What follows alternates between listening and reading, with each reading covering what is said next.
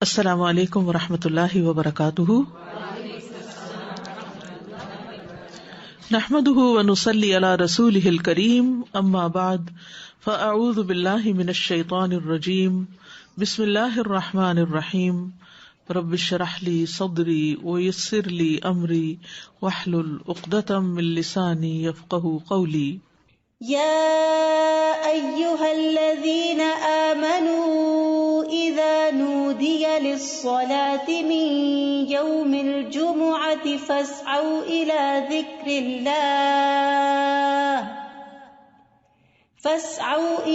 ذكر الله وذروا البيع ذلكم خير لكم إن كنتم تعلمون۔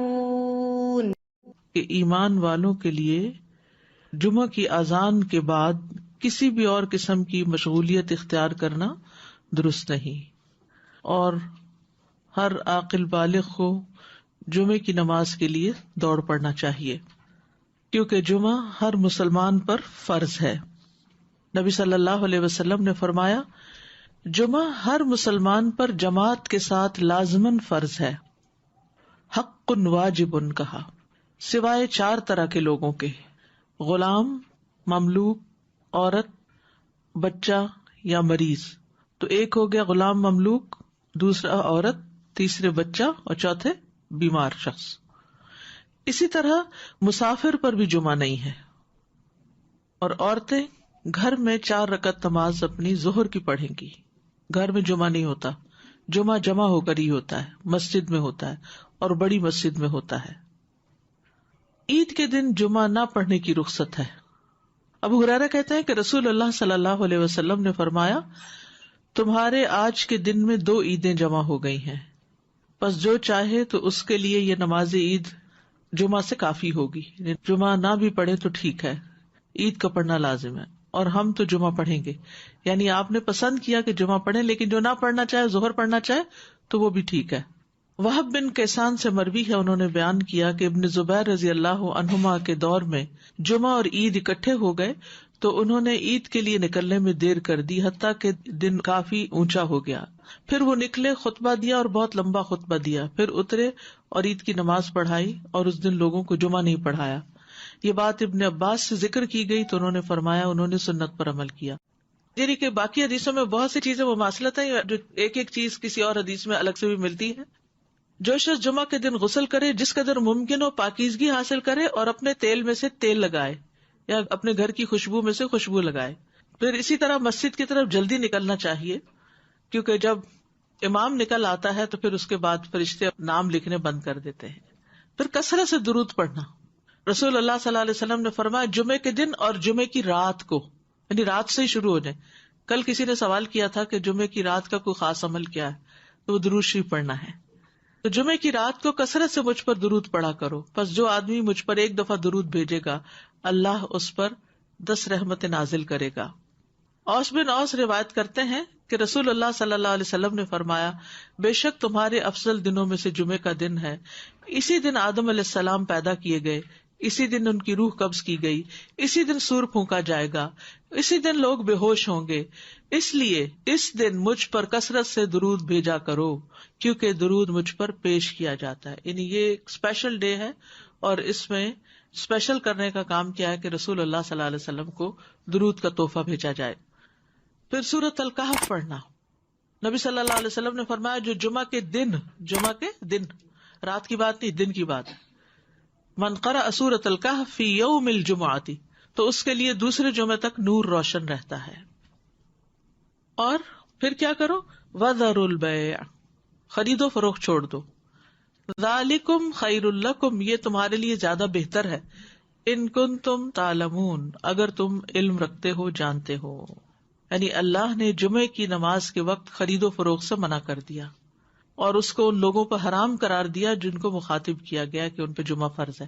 یعنی یا ایھا الذین آمنوا سے شروع ہو کے اینڈ تک ایک کرنے کا کام بتایا گیا اور دوسرا چھوڑنے کا کام، اور وہ کیا ہے، پڑھنا فرض ہے، ایسے تجارت چھوڑنا فرض ہے۔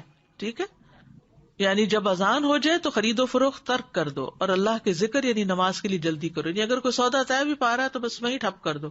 آپ نے یہ ایکسپیرینس کیا ہوگا سعودی عرب میں کہ بعض اوقات یہ ہوتا ہے کہ صرف پیسے دینے والے رہ جاتے ہیں. آپ نے ساری چیز بھاؤتا کر لیا, چیز لے لی, پیک کر لی, رکھ لی, اور ابھی پیسے دینے ادھر سے اذان ہوئی, وہ کہتے بس چھوڑ دو, چیز بھی چھوڑ دو, نہیں چاہیے پیسے, نکل پڑتے ہیں. یعنی جو بہت پرٹیکولر ہے, یعنی اس درجے کا حکم ہے کہ اس وقت کام چھوڑ دو.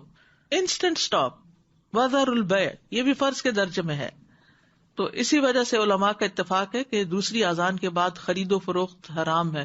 اصل میں یہاں تو ہمارے ہاں مسجدوں میں ایک ہی اذان ہوتی ہے, لیکن جیسے اگر سعودی عرب میں آپ نے کبھی حرم میں جمعہ پڑھا ہو تو آپ نے دیکھا ہوگا کہ وہ ایک اذان ذرا آدھا گھنٹہ یا کچھ پہلے دے دیتے, وہ صرف ایک انفارم کرنے کے لیے کہ لوگ تیاری شروع کر دیں.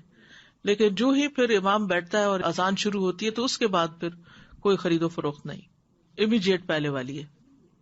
اس میں یہ کہ بعض علماء کا خیال ہے کہ یہ زوال کے بعد سے نماز جمعہ کے فارغ ہونے تک ہے, یعنی جو ہی سورج ڈھل جائے تو شروع ہو جاتا ہے خرید و فروخت بند. کچھ کہتے ہیں خطبے کی اذان سے نماز تک ہے. تو بہرحال جمعہ کے دن خرید و فروخت یعنی صبح میں کر سکتے ہیں, اس کے بعد بھی کر سکتے ہیں, لیکن اس پیریڈ میں نہیں کر سکتے. تو احتیاط یہی ہے کہ زوال کے بعد سے روک دیا جائے. بعض اوقات یہ ہوتا ہے کہ خرید و فروخت تو نہیں ہوتی لیکن جاب ہوتی ہے. بعض اوقات یہ ہے کہ کچھ لوگ یہ کرتے ہیں کہ اچھا ابھی تو اذان ہی ہوئی ہوگی, ابھی تو خطبہ چل رہا ہوگا, ہم نماز میں جا کے شامل ہو جائیں گے. تو نہیں, اذان کا وقت جو ہے وہ جمعہ شروع ہونے کا وقت ہے, اس میں پھر باقی کام چھوڑ دینے چاہیے. الا یہ کہ انسان پارک کر رہا ہے یا رش ہے یا راستے میں کوئی رکاوٹ آ گئی ہے, وہ الگ بات ہے.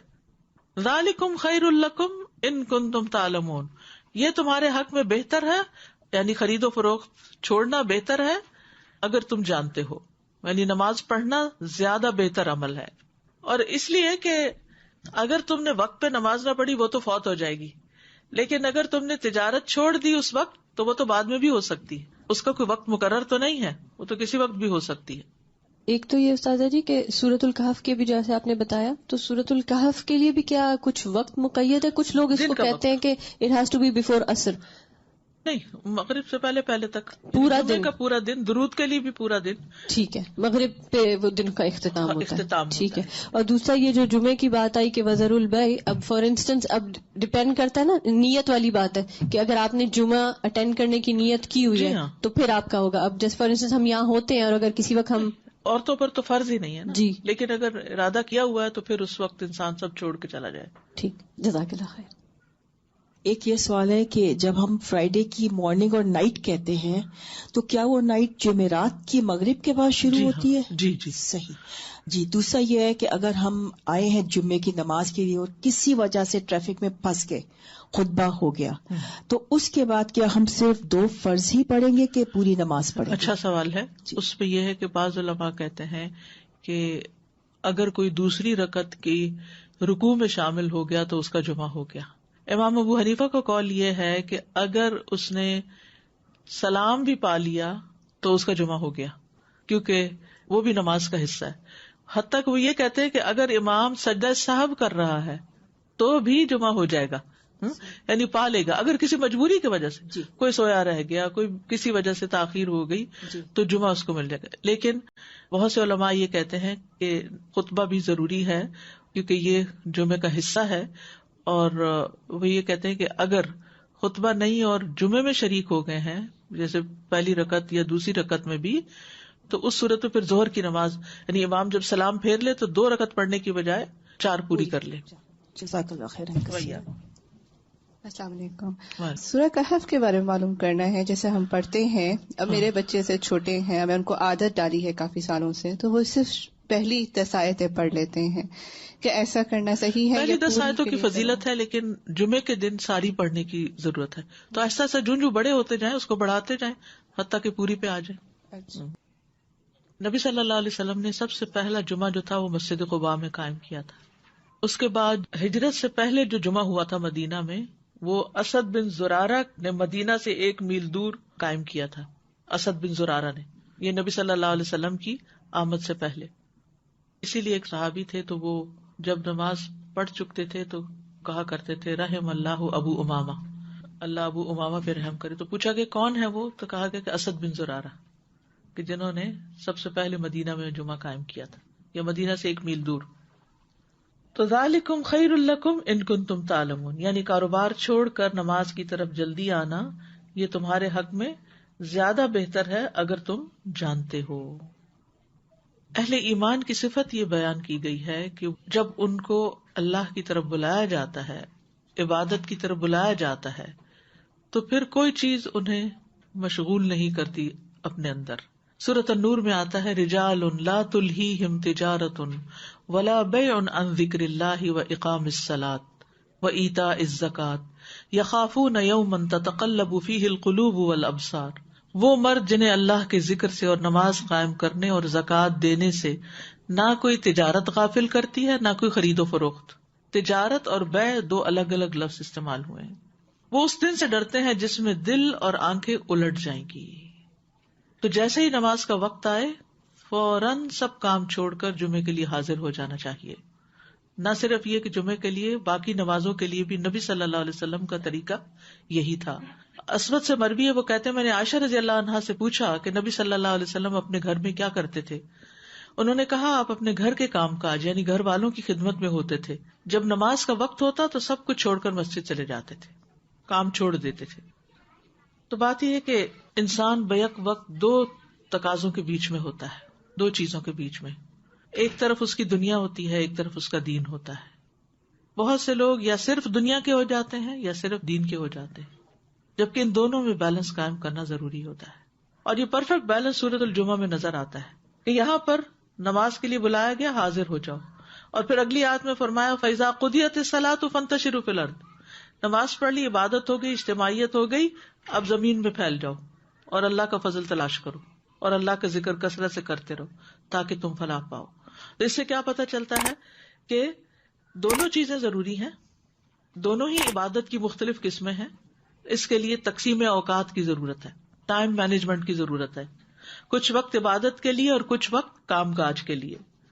جب اللہ سبحانہ وتعالیٰ اس سے عبادت کا تقاضا کرے تو وہ عبادت کے لیے دوڑ پڑے، اور جب اس کی ضروریات اس کو دنیا کی طرف بلائیں تو اپنے کام کاج اور معاش کی طرف دوڑ پڑے.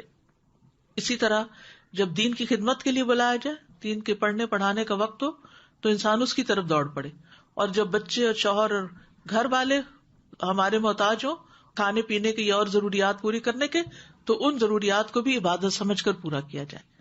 تو اس طرح ایک حسین امتزاج قائم ہو جاتا ہے دین اور دنیا کے درمیان. یعنی نہ تو ہمارے سے یہ تقاضا کیا گیا کہ ہم دنیا چھوڑ دیں اور راہب بن جائیں، اور نہ ہی ہم سے یہ کہا گیا ہے کہ ہم سارے کا سارا وقت صرف عبادت میں ہی گزارے.